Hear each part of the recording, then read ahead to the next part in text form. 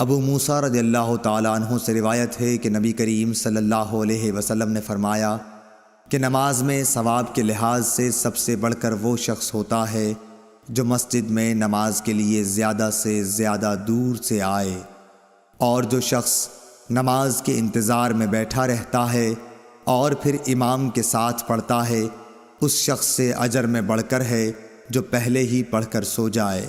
صحیح بخاری حدیث نمبر 651۔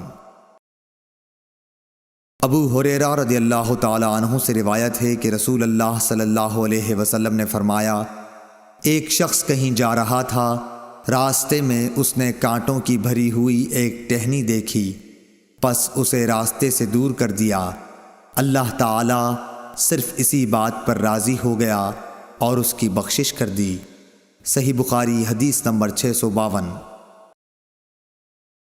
پھر آپ نے فرمایا کہ شہداء 5 قسم کے ہوتے ہیں: طاعون میں مرنے والے، پیٹ کے عارضے ہیضے وغیرہ میں مرنے والے، اور ڈوب کر مرنے والے، اور جو دیوار وغیرہ کسی بھی چیز سے دب کر مر جائے، اور خدا کے راستے میں جہاد کرتے ہوئے شہید ہونے والے۔